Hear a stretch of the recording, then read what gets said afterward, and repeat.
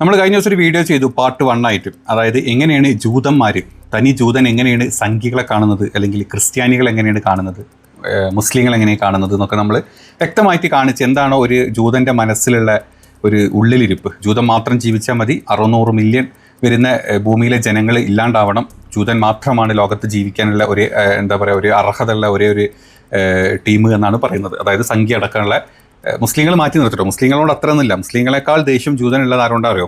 ബിംബാരാധന ചെയ്യുന്ന, ഐഡൽസിനെ പ്രാർത്ഥിക്കുന്ന ആളുകളോട് ഏറ്റവും ദേഷ്യം. അതുകൊണ്ട് ക്രിസ്ത്യാനികൾ യേശു ക്രിസ്തുവിൻ്റെ ജീസസിൻ്റെ ഇത് വെച്ചിട്ടല്ലേ പ്രാർത്ഥിക്കുന്നത്. അതുകൊണ്ട് തന്നെ ഭയങ്കര ദേഷ്യമാണ് ക്രിസ്ത്യാനികളോട്. പിന്നെ ജീസസ് രണ്ടാം വരവിൽ വന്നിട്ടല്ലേ ഇനിയിപ്പം ഇവരെ ഒതുക്കുന്നത്, അതായത് ജൂതന്മാരെ ഒതുക്കുന്നത് എന്നാണല്ലോ ബൈബിളും ഖുർആനൊക്കെ പറയുന്നത്. അപ്പം അതൊക്കെ ഉള്ളതുകൊണ്ട് തന്നെ ദൈവത്തിൻ്റെ സ്വന്തം പുത്രന്മാരായിട്ടുള്ള, അല്ലെങ്കിൽ ദൈവം തെരഞ്ഞെടുത്തിട്ടുള്ള ഈ ജൂതന്മാർക്ക് മതി ഈ ലോകത്ത്, ഒരു ക്രിസ്ത്യനും വേണ്ട എന്നുള്ള ചിന്ത. അതുപോലെ തന്നെ അവരെപ്പോഴും പറയുന്നതാണ് ഈ പശുമൂത്രം കുടിക്കുന്ന, ചാണകം കഴിക്കുന്ന, ഇഷ്ടം പോലെ ദൈവങ്ങളുടെ ഫോട്ടോസ് വെച്ചിട്ട് ബിംബങ്ങൾ വെച്ച് പ്രാർത്ഥിക്കുന്ന ഹിന്ദുവിനെയും അതുപോലെ ചൈനീസിനെയും ടിബറ്റൻസിനെയും മറ്റൊരു രാജ്യക്കാരെയും ഒരു ആളുകളെയും ഇഷ്ടപ്പെടാത്ത ആളുകളാണ്. ഞാൻ ജസ്റ്റ് ഒരു ക്ലിപ്പ് ഒന്നുകൂടെ ഇട്ട് തരാം. നമ്മൾ കഴിഞ്ഞ ദിവസം ഇട്ടതാണ്, ജസ്റ്റ് ഒന്ന് കണ്ട് സുഖിക്കാൻ വേണ്ടി. സംഘിക്ക് ഒരു സമാധാനം കിട്ടട്ടെ. സംഘിയുടെ ഫാദർലാൻഡ് അല്ലെങ്കിൽ സംഘിയുടെ തന്തയുടെ ഉള്ളിലിരിപ്പ് എന്താണ് സംഘിനെ പറ്റി എന്നുള്ളത് വെറുതെ ഒന്ന് കണ്ടിട്ട് പോകാം. നമുക്ക് സെക്കൻഡ് പാർട്ടാണ് നമ്മൾ ചെയ്യുന്നത്. കൂടുതലായിട്ട് വരാം, ജസ്റ്റ് ഒന്ന് കാണാം. Between Chinese, Indian, Hindus, Buddhists and Christian, at least 6.5 billion people are idol worshippers that according to the Torah do not have the right to live. Idol worshipper goy, it's that penalty. How can they bow down to a cow? How can they fight who's going to drink the urine of the cow and they buy it in a pharmacy paying a lot of money? In Israel, it's our job. It's our holy land. We are in charge of it. God gave it to us and He ordered us. Don't leave any place of idol worshipping in my land. Okay, അപ്പം നിങ്ങൾ കണ്ടല്ലോ അല്ലേ. അപ്പം നമുക്ക് ഇന്നത്തെ അതിൻ്റെ second പാർട്ടിൽ നമ്മൾ കാര്യമായിട്ട് പറയുന്നത് ഇവർ ഏത് രീതിയിലാണ് ക്രിസ്ത്യാനിറ്റിനെ, ക്രിസ്ത്യാനികളോണ്ടാണ് പറയാനുള്ളത്, ക്രിസ്ത്യാനിറ്റിനെ അവർ ഏത് രീതിയിലാണ് കാണുന്നത്. ഇപ്പോൾ ഇവരുടെ തന്നെ മതപണ്ഡിതന്മാർ പറയുന്ന ഒരു കാര്യം ഞാൻ കാണിച്ചുതരാം. നിങ്ങളത്, അതായത് വെറും ഒരു മനുഷ്യൻ, ഒരു ചെറിയൊരു ഒരു മനുഷ്യൻ, ഒരു ലിറ്റിൽ ഐഡൽ വെറുതെ നിങ്ങളത് വെച്ച് പ്രാർത്ഥിച്ചുകൊണ്ടിരിക്കുക. അതായത് കുരിശ് വെച്ചിട്ട് യേശു ക്രിസ്തുവിനെ കുരിശിൽ തറച്ചത് വെച്ച് പ്രാർത്ഥിച്ചുകൊണ്ടിരിക്കുകയാണ്. വെറും ഒരു മനുഷ്യൻ, ഒരു ദൈവമാണെങ്കിൽ എന്തുകൊണ്ട് അയാൾക്ക് മനുഷ്യൻ കൊന്ന സമയത്ത്, ജൂതന്മാർ അയാളെ കൊന്ന സമയത്ത് എന്തുകൊണ്ട് അയാൾക്ക് മരണത്തിൽ നിന്ന് അയാൾക്ക് മാറി നിൽക്കാൻ പറ്റിയില്ല?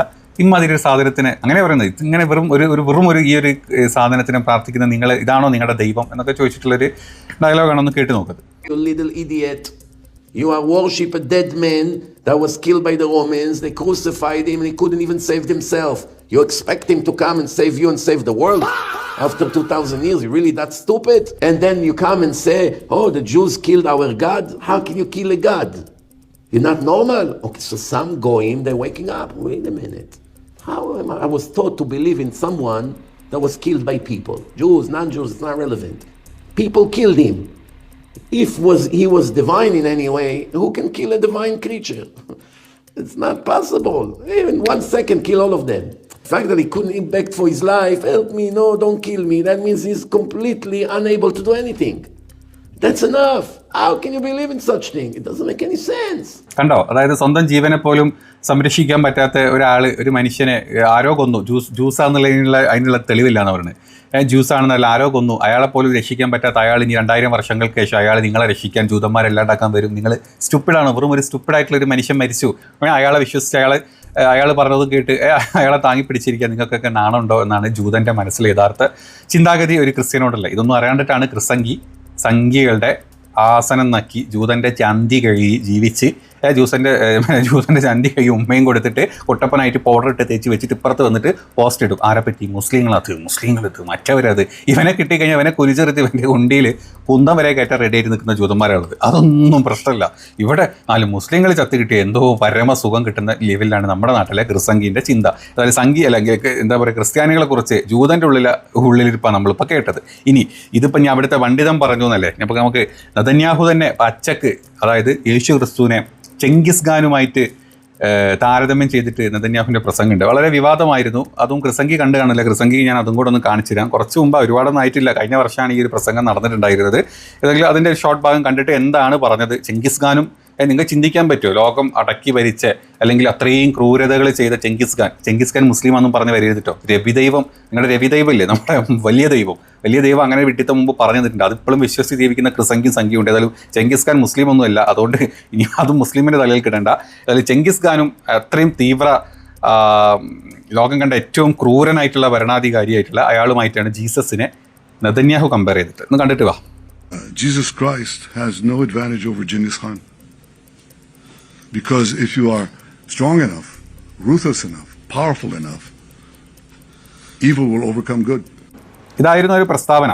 അതായത് ചെങ്കിസ് ഖാനേക്കാൾ മുൻതൂക്കമൊന്നും നിങ്ങൾ ജീസസിന് കൊടുക്കേണ്ട കാര്യമില്ല. അപ്പോൾ എല്ലാവരും എന്ത് ചെങ്കിസ് ഖാനും ജീസസും നമ്മൾ എന്ത് മുൻതൂക്കം എങ്ങനെ കൊടുത്തു? അപ്പോൾ അതിനുള്ള എക്സ്പ്ലനേഷൻ പറയുന്നത്, അതായത് ഒരാൾക്ക് വലിയ പവറുണ്ട്, ഇഷ്ടം പോലെ പൈസ ഉണ്ട്, പിന്നെന്താണ് അയാൾക്ക് എന്തും അടക്കി ഭരിക്കാനുള്ള കഴിവുള്ള ഒരാളാണെങ്കിൽ അങ്ങനെയുള്ള ഒരാൾക്ക് വളരെ ഈസി ആയിട്ട് നന്മനെ നശിപ്പിക്കാൻ പറ്റും എന്നാണ് ചെങ്കിസ് ഖാൻ നശിപ്പിച്ചത്. നിങ്ങൾ കണ്ടില്ലേ? അപ്പോൾ ചെങ്കിസ് ഖാനേക്കാൾ മുൻതൂക്കം ജീസസിന് ഇല്ല എന്ന് പറഞ്ഞു കഴിഞ്ഞാൽ യേശു ഇങ്ങനെയാണോ? എന്താ പറയുക, യേശു ആണോ ഇവിടെ നന്മനെ നശിപ്പിച്ച് തിന്മനെ കൊണ്ടുവന്നത്?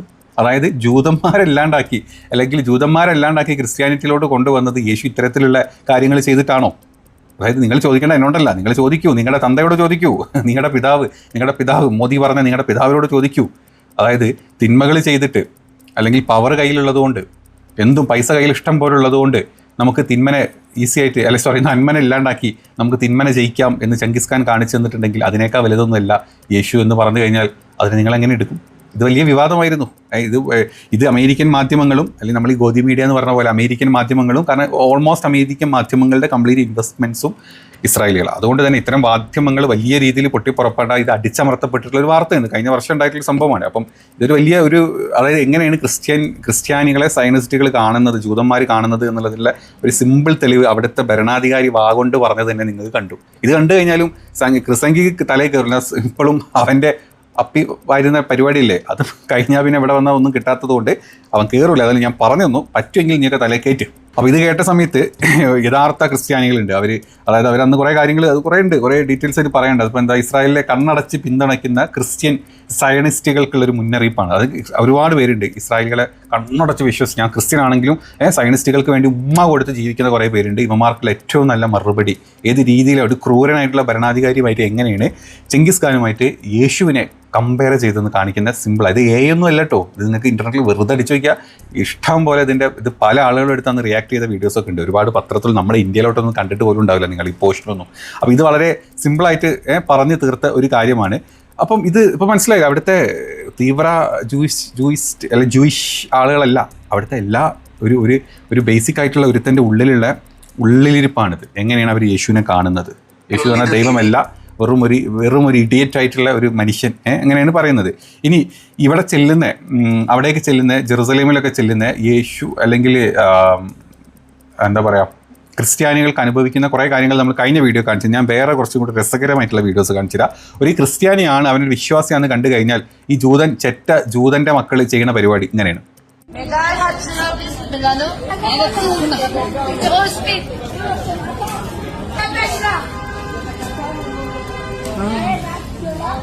No. You got a name of Yeshua, right? Oh. He slapped my face. Wow.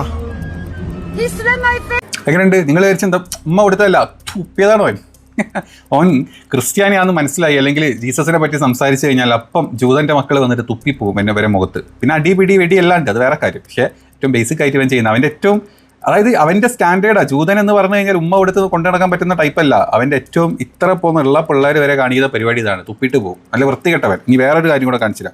അവിടെ അവിടുത്തെ ക്രിസ്ത്യാനികളുണ്ടല്ലോ, അപ്പം ഇസ്രായേലിലെ ക്രിസ്ത്യാനികൾ ഇപ്പം ഈ കുരിശ് കൊണ്ടുപോകുന്ന പരിപാടികളില്ല, കുരിശ് ചുമക്കുക അല്ലെങ്കിൽ കുരിശിൻ്റെ വഴിയൊക്കെ നമ്മുടെ നാട്ടിൽ നടക്കാറില്ല. അങ്ങനത്തെ പരിപാടി ചെയ്യുന്ന സമയത്ത് എങ്ങനെയാണ് അവരെ ഇവന്മാർ കാണിക്കുന്നത് കൂടെ കാണിച്ചത്, അതുകൂടെ കാണാം.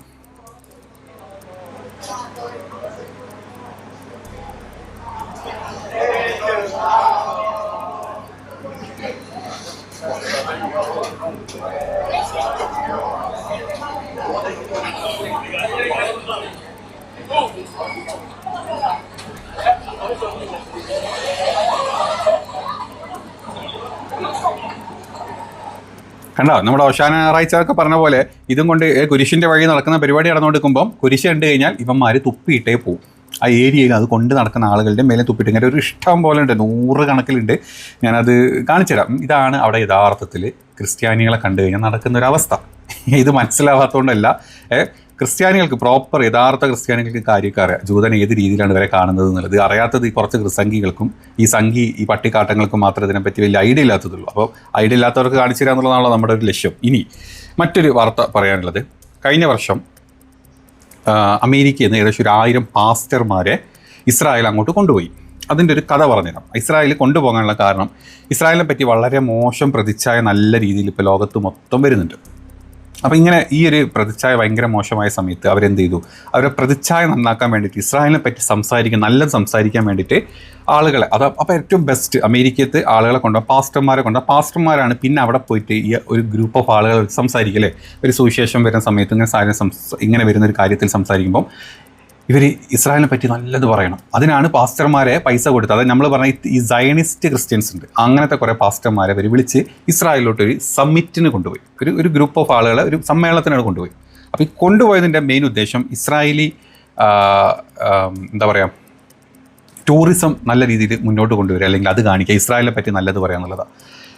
അതിന് ചില നിബന്ധനകൾ ഇവർ വെച്ച്, ഈ 1000-ഓളം ആളുകളെ അങ്ങോട്ട് കൊണ്ടുപോയത്, ഈ 1000-ഓളം ആളുകളെ കൊണ്ടുപോകുന്ന സമയത്ത് ചില നിബന്ധനകൾ ഇവർ മുന്നോട്ട് വെച്ച്. നമ്മൾ ആ ഒരു വീഡിയോ, അതിൻ്റെ കുറച്ച് ഡീറ്റെയിൽസ് ഞാൻ പറഞ്ഞുതരാം. ഇതായിരുന്നു ഒരു പ്രോഗ്രാം. നിങ്ങൾക്ക് ഈ ന്യൂസിൽ കിട്ടും, നിങ്ങൾക്ക് യൂട്യൂബിലോ വേറെ ന്യൂസിലോ ഒക്കെ നിങ്ങൾക്ക് നോക്കട്ടോ.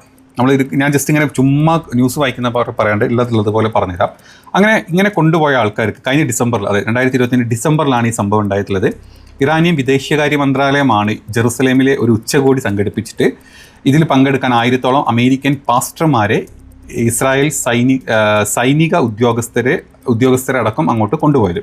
ഇവരെ യേശുക്രിസ്തുവിൻ്റെ പ്രതിനിധികളായിട്ടല്ല കൊണ്ടുപോയത്. അതായത് ഇവരെ കൊണ്ട് ഈ ഇസ്രായേലോട്ട് വരുമ്പോൾ ഇവർ യേശുക്രിസ്തുവിൻ്റെ പാസ്റ്റർമാരാന്ന് പറഞ്ഞാൽ അവിടേക്ക് ചെല്ലുമ്പോൾ തന്നെ ഈ ജൂതന്മാരെല്ലാവരും കൂടെ ഇവന്മാരെ മുഖത്ത് കാർക്കിച്ച് തുപ്പും വരെ അടിക്കും പിടിക്കും. അപ്പോൾ എന്ത് ചെയ്ത് ഇവരോട് പറഞ്ഞു, നിങ്ങൾ അങ്ങനെയല്ല വരേണ്ടത്, നിങ്ങൾ അമേരിക്കയിൽ നിന്ന് ഇങ്ങോട്ട് വന്ന സമ്മിറ്റിന് വന്ന പ്രോഗ്രാമിന് വന്ന ആളുകളായിട്ട് നിങ്ങൾ ഇങ്ങോട്ട് വരാവൂ, നിങ്ങൾ പാസ്റ്റർമാരായിട്ട് വരരുത്. അങ്ങനെയാണ് അവർക്ക് കിട്ടിയ നിർദ്ദേശങ്ങളാണ്, പാസ്റ്റർമാരായിട്ട് നിങ്ങൾ വരരുത്, അല്ലെങ്കിൽ നിങ്ങൾ യേശു ക്രിസ്തുവിൻ്റെ എന്താ പറയുക പ്രതിനിധികളായിട്ട് നിങ്ങൾ വരരുത്, മറിച്ച് നിങ്ങൾ വരുന്ന ഇസ്രായേൽ രാജ്യത്തിൻ്റെ അംബാസിഡേഴ്സായിട്ടാണ് ഞങ്ങൾ കൊണ്ടുപോകുന്നത്. അങ്ങനെയാണ് ഞങ്ങൾ നിങ്ങളെ കണക്കാക്കപ്പെടുന്നത്. ഈ ഉച്ചകോടിയുടെ മാർഗ്ഗനിർദ്ദേശങ്ങളിൽ ജെറുസലേമിൽ വെച്ച് നിങ്ങൾ യേശുവിൻ്റെ നാമം ഉച്ചരിക്കാനോ മതത്തിനെ പറ്റി ക്രിസ്ത്യൻ മതത്തിനെ പറ്റി പ്രസംഗിക്കാനോ പാടില്ല എന്നുള്ള നിർദ്ദേശമാണ് അന്ന് ഈ അതിഥികൾക്ക് കിട്ടിയിട്ടുണ്ട്. അവർ പിന്നെ പുറത്തോട്ട് പറഞ്ഞു, ഇതാണ് ഞങ്ങൾ അവിടെ ചെന്ന സമയത്ത് ഞങ്ങൾക്ക് കിട്ടിയിട്ടുള്ള നിർദ്ദേശങ്ങൾ ഇങ്ങനെയൊക്കെയായിരുന്നു. പകരം കാരുണ്യ പ്രവർത്തികളിലൂടെ വിശ്വാസം പ്രകടിപ്പിക്കാനാണ് അവർ കൊടുത്തിട്ട് നിർദ്ദേശം. നിങ്ങൾ കാരുണ്യ പ്രവർത്തികൾ നല്ലതെന്നൊക്കെ ചെയ്തോളുണ്ട്. അങ്ങനെ നിങ്ങൾ ഈ ഇസ്രായേലികളുടെ ഈ മറ്റേ ജൂതന്മാരുടെ ഒരു വിശ്വാസം നിങ്ങളുടെ കയ്യിൽ, അല്ലെങ്കിൽ നിങ്ങൾ അത് ആർജിച്ചെടുക്കണം എന്നാണ് ഈ പ്രോഗ്രാമിൻ്റെ ബാക്കിയായിട്ടാണ് പറഞ്ഞിട്ടുള്ളത്. അത് മാത്രമല്ല, അങ്ങനെ നിങ്ങൾ ഈ ഇസ്രായേലിൽ വന്ന് നിങ്ങൾ തിരിച്ചു പോണ സമയത്ത് നിങ്ങൾ പിന്നെ അമേരിക്കയിൽ പോയിട്ട് നിങ്ങൾ ഈ ഇസ്രായേലിനെ പറ്റി വലുത് സംസാരിക്കുക, നല്ലത് സംസാരിക്കുക, ഇസ്രായേൽ ഭയങ്കര സംഭവമാണെന്ന് സംസാരിക്കണം. ഇതായിരുന്നു ഈ ക്രിസ്ത്യൻ പാസ്റ്റേഴ്സിന് കിട്ടിയിട്ടുള്ള ഒരിത്. അപ്പം സംഭവം വളരെ ക്ലിയറാണ്. ക്രിസ്ത്യാനിറ്റി പറയാൻ പാടില്ല, ഞങ്ങളെപ്പറ്റി വലുത് അവിടെ പറയണം. അതിന് ഇവർക്ക് പൈസ അങ്ങോട്ട് കൊടുത്തിട്ടാണ് ഇവരങ്ങോട്ട് കൊണ്ടുപോയിട്ടുള്ളത്. അപ്പം എത്രത്തോളം ക്രിസ്ത്യാനികളെ ജൂതന്മാർ വെറുക്കുന്നുണ്ട് എന്ന് കാണിക്കാനാണ്. പക്ഷേ ഇത് പച്ചക്ക് പറഞ്ഞു കഴിഞ്ഞാൽ ഇവന്മാർക്ക് പണി കിട്ടും. കാരണം ഇപ്പം അമേരിക്കനെ നിയന്ത്രിക്കുന്നത് 90%, 80% ജൂതന്മാരാണ്. അമേരിക്കയുടെ വലിയ പണക്കാരെടുത്തോ, നിങ്ങൾ അമേരിക്കൻ ഭരണ തലവന്മാരെടുത്തോ, നിങ്ങൾ അമേരിക്കൻ സെനറ്റ് അംഗങ്ങളെ, അമേരിക്കൻ കോൺഗ്രസ്സിലെ അംഗങ്ങളെടുത്തോ, ഇവരൊക്കെ ജൂത ഇതുള്ളതും അല്ലെങ്കിൽ ജൂതൻ്റെ ചോര തന്നെ ആയിരിക്കും. അതുകൊണ്ട് തന്നെ അമേരിക്കനെ നിയന്ത്രിക്കുന്നത് വലിയൊരളവ് ജൂതന്മാരാണ്, അമേരിക്കൻ ജനങ്ങളല്ല. അപ്പോൾ അതുകൊണ്ട് തന്നെ ഇവർക്ക് ഏത് രീതിയിലാണ് ഇതിലുള്ള ഇൻഫ്ലുവൻസ് നമ്മൾ ചിന്തിച്ചാൽ മതി. അപ്പം പച്ചക്ക് എന്തെങ്കിലും പറഞ്ഞു കഴിഞ്ഞാൽ ഇനി വരുന്ന ജൂതൻ്റെ തലമുറ അമേരിക്കക്കാർ അടുപ്പിക്കില്ല എന്നുള്ളത് കൊണ്ട് തന്നെ, അല്ലെങ്കിൽ ഈ ജൂതൻ വിളിക്കുന്ന സമയത്ത് നെതന്യാഹു വിളിക്കുമ്പോഴത്തേക്കും ഓടിച്ചെന്ന് അവർക്ക് വേണ്ടിയിട്ട് യുദ്ധം ചെയ്യാൻ അമേരിക്കക്കാർ നിൽക്കില്ല എന്നുള്ള ഉറപ്പുള്ളത് കൊണ്ടും ഇതിങ്ങനെ പൊട്ടിപ്പുറപ്പെടാതെ ഇങ്ങനെ ജൂതം പിടിച്ചു വെച്ചിരിക്കുക, ഇങ്ങനെ ഹൈഡ് ചെയ്ത് വെച്ചിരിക്കുക ഈ ക്രിസ്ത്യാനിയോടുള്ള ദേഷ്യം. പക്ഷേ അവർ അവിടുത്തെ മറ്റ് നേതാക്കൾ, ഇപ്പോൾ ട്രംപിന് എപ്സ്റ്റീൻ ഫയൽസ് പോലത്തെ പല ഫയൽസ് ഉണ്ടാവും. എപ്സ്റ്റീൻ ഫയൽസ് ഒരു ചെറിയ സാധനമേ നമ്മൾ കണ്ടിട്ടുള്ളൂ. അങ്ങനെ ഏതൊക്കെ രീതിയിൽ ആരൊക്കെ എങ്ങനെയൊക്കെ എന്തൊക്കെ ഫയലുകൾ ഉണ്ടാക്കുന്നുണ്ട്, അതിൽ എന്തൊക്കെ പോക്രിത്തരങ്ങൾ ഈ ചെറ്റകൾ ചെയ്തു കൂട്ടുന്നുണ്ട്. അപ്പോൾ അത് പേടിച്ചിട്ട് നമ്മുടെ വരെ ഇതാണ് അവസ്ഥ. അപ്പം ഇതുപോലെ ലോക നേതാക്കൾ ഇങ്ങനെ കൺട്രോൾ ചെയ്ത് നിൽക്കുക. അപ്പം ഇനിയെങ്കിലും ഈ സംഘി ക്രിസംഘി പട്ടിക്കാട്ടങ്ങളെ നിങ്ങൾ തിരിച്ചറിയാൻ വേണ്ടിയിട്ടാണ്. ഇതൊക്കെയാണ് ഇസ്രായേലിൽ നിങ്ങളെ പറ്റിയുള്ള ചിന്തകൾ. അതായത് ഒരു മുസ്ലിം കൺട്രിയിൽ നിങ്ങൾ പോയി കഴിഞ്ഞാൽ നിങ്ങൾക്ക് ഈ ബുദ്ധിമുട്ടുകളോ കാര്യങ്ങളോ നിങ്ങൾക്ക് അവിടെ ഉണ്ടാവില്ല. നിങ്ങൾ ഏത് മിഡിൽ ഈസ്റ്റിൽ പൊക്കോ, നിങ്ങൾ സുഖമായിട്ട് നിങ്ങളവിടെ ജോലി ചെയ്ത് ജീവിക്കും. അവിടെ ചന്തീകരണ ജോലി വളരെ കുറവാണ് നമ്മുടെ നാട്ടുകാർ എടുക്കുന്നത്. അവിടെ അതില്ല. നിങ്ങൾ കണ്ടിട്ടുണ്ട് ഒരു അറബിയുടെ വീട്ടിൽ ജോലിക്ക് പോകാറുണ്ട്, ഹോം നേഴ്സ്, ഹോം കെയറിന് പോകാറുണ്ട്, ചന്തികണ പരിപാടി അവിടെയുള്ള ആൾക്കാർ നിൽക്കുള്ളൂ.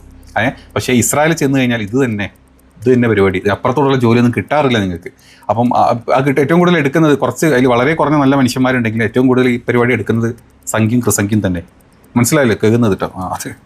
പിന്നെ ഒരു കാര്യം ഇതിൽ പറയാനുള്ളത്, ഈ ചന്തികയിൽ മാത്രമല്ല കേട്ടോ, ചില ആളുകൾ ഇസ്രായേലി ആർമിയിലേക്ക് കയറാൻ വേണ്ടിയിട്ട് ഇന്ത്യക്കാർ ഇങ്ങനെ കുറേ പേര് ഒരു കഷ്ടപ്പെടുന്നുണ്ട്. അങ്ങനെ കഷ്ടപ്പെടുന്ന ആൾക്കാർ, ഇസ്രായേൽ തന്തക്ക് വേണ്ടി യുദ്ധം ചെയ്യാൻ ചിന്തിക്കുന്ന ആൾക്കാരുണ്ട്. അങ്ങനെയുള്ള ആൾക്കാരെ ഇസ്രായേലികൾ എങ്ങനെ കാണുന്നതെന്ന് അറിയാം, നിങ്ങൾക്ക് അത് കണ്ടുപോകും. We don't actually want dirty Indians to be coming here, tagging the IDF and saying, don't let them into our army. Our armies. അതായത് ഈ ഇന്ത്യക്കാർ ഇങ്ങോട്ട് കൊണ്ടുവരരുത്. ഇവന്മാർ എന്ന് പറഞ്ഞാൽ ഉള്ള ആളുകളാണ്. അവന്മാർ ഐഡൽസിനെ, അതായത് ഈ ബിംബങ്ങളെ പ്രാർത്ഥിക്കുന്ന ആളാണ്. ഇപ്പം ഇങ്ങനത്തെ ആളുകളൊന്നും കൊണ്ടുവന്ന് നമ്മുടെ ആർമിയിലോട്ടൊന്നും കൊണ്ടുവരരുത്. നമ്മുടെ ആർമി പ്യുവറാണ്. ഇങ്ങനത്തെ പ്യൂരിറ്റി ഇല്ലാത്ത ഈ നിർഗുണ ബീജങ്ങളിൽ ഉണ്ടായിട്ടുള്ള ഈ ജീവികൾ അങ്ങോട്ട് എടുക്കരുത് എന്നാണ് ഇസ്രായേലിൻ്റെ അകത്തെ യഥാർത്ഥ ചിന്ത. എങ്കിലും നമ്മുടെ ആൾക്കാർ എന്താ വിചാരിക്കുന്നത്, അതുകൂടെ നിങ്ങൾ കാണും. सरकार हमें अपने देश की नागरिकता दे दे, हमें अपनी सेना में भर्ती करे, हम इजराइल के साथ मिलके कदम से कदम मिलके उस साथ युद्ध लड़ना चाहते हैं, इन इस्लामिक जिहादियों को नेस्तनाबूद करके दुनिया से खत्म करना चाहते हैं. क्या आप सभी इजराइल जाना चाहते हो? ऊंची आवाज में बताइए, क्या जाना चाहते हो?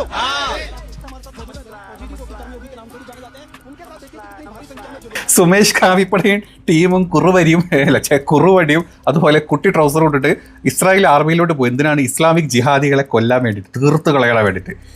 എൻ്റെ പൊന്ന് സുമേഷ് കാവിപ്പട ടീം, ഇതാണ് അവസ്ഥ. ഇതാണ് സംഘിൻ്റെ സ്റ്റാർട്ട് എന്ന് പറഞ്ഞല്ലോ, ആർക്കിച്ച് തുപ്പാൻ തോന്നിയിട്ടുള്ള മുഖത്ത്. എന്താണ് ഇസ്രായേലി ആർമിയിലോട്ട് ഓടാൻ നിൽക്കുക, മുസ്ലിങ്ങളെ തീർക്കാൻ, ജിഹാദികളെ കൊല്ലാൻ വേണ്ടിയിട്ട്. ഞങ്ങളിതാ വരുന്നു, പുറപ്പെടുന്നു, കയ്യിൽ കുറുവടി ഏന്തി, കാവിക്കളസം ഏന്തി ഞങ്ങളിതാ വരുന്നു എന്ന് പറയുന്ന സംഘികളാണ്. ഇതാണ് സംഘിയുടെ ഉള്ളിൽ അവസ്ഥ. അതിന് തിരിച്ച് ഇസ്രായേലികൾ പറഞ്ഞു കേട്ടല്ലോ, ഈ വൃത്തികെട്ട നിർഗുണ ബീജപീഠങ്ങളെ ഇങ്ങോട്ട് എടുക്കാണ്ടിരിക്കും. നമുക്കൊരു പ്യൂരിറ്റി ഉണ്ട്. ഇവന്മാർ വല്ല ചാണം തിന്ന് മൂത്രം കുടിച്ച് അവിടെ കഴിഞ്ഞോട്ടെ. ഇതാണ് നമ്മളെ പറ്റിയുള്ള ഇസ്രായേലികളുടെ ചിന്ത. മനസ്സിലാക്ക്. സംഘി കണ്ണ് തുറന്ന് കാണ്. നിന്നൊക്കെ കണ്ടു കഴിഞ്ഞാൽ കാർക്കിച്ച് തുപ്പും. ആര്? ഈ പറഞ്ഞ ഇസ്രായേലികൾ. എന്നിട്ടും അവൻ്റെ ഇന്ത്യക്ക് മുത്തം കൊടുക്കാൻ പോകണം. നിനക്ക് എന്ത് ചെയ്യണ്ട? നീ പറ, എന്ത് ചെയ്യണം? അപ്പോൾ അതുകൊണ്ട് മുസ്ലിം രാജ്യത്ത് നിങ്ങൾ പോയി കഴിഞ്ഞാൽ നിങ്ങൾക്ക് അവിടെ ജോലി ചെയ്യാം, നിങ്ങൾക്ക് പൈസ കിട്ടും, നിങ്ങൾ ടാക്സ് അടയ്ക്കേണ്ട, നിങ്ങളൊരു ത്യാഗം ചെയ്യേണ്ട, സുഖമായിട്ട് നിങ്ങൾക്ക് പൈസ ഉണ്ടാക്കി വരാം. അതേ സ്ഥാനത്ത് യൂറോപ്യൻ കൺട്രി ചെന്ന് കഴിഞ്ഞാൽ നിങ്ങൾക്ക് അവിടെ നിങ്ങളുടെ നിങ്ങളുടെ സ്കിൽ സെറ്റ് അനുസരിച്ച് നിങ്ങളുടെ ജോലി കിട്ടും. നേഴ്സാണെങ്കിൽ നേഴ്സ്, ഫിസിയോ ആണെങ്കിൽ ഫിസിയോ, ഡോക്ടേഴ്സാണെങ്കിൽ ഡോക്ടേഴ്സ്, സ്കിൽ വർക്കേഴ്സാണ് അത്, IT ആണെങ്കിൽ അത് കിട്ടും. പക്ഷേ ഇസ്രായേലിൽ പോയി നിങ്ങൾക്ക് കിട്ടില്ല. എങ്കിലും ഇസ്രായേലാണ് സംഘിൻ്റെയും ക്രിസംഘിൻ്റെയും തന്ത. ഇതാണ് സിമ്പിളായിട്ട് പറയാനുള്ളത്. ഇനി നമ്മൾ അടുത്ത ഭാഗം നമ്മൾ വീണ്ടും ചെയ്യും. അധികം നീട്ടിക്കൊണ്ട് പോകുന്നില്ല. ഒരു ഐഡിയ കിട്ടില്ല നിങ്ങൾക്ക് എന്താണ് അവിടുത്തെ അവസ്ഥ എന്നുള്ളത്. അപ്പോൾ നമ്മൾ ഇതിൻ്റെ 3ാം ഭാഗം വരുന്നതായിരിക്കും. അപ്പോൾ നിങ്ങൾക്ക് ഇഷ്ടപ്പെട്ടെങ്കിൽ മാക്സിമം അത് കാണുന്ന ആളുകൾ സബ്സ്ക്രൈബ് ചെയ്യാൻ ട്രൈ ചെയ്യുക ചാനൽ. അത് ചെയ്യാത്ത ആളുകൾ മാക്സിമം നിങ്ങളെ ഷെയറും കമൻറ്റുകളും ലൈക്കും ഒക്കെ തരിക. അപ്പോൾ അടുത്ത വീഡിയോ കാണാം. ബൈ.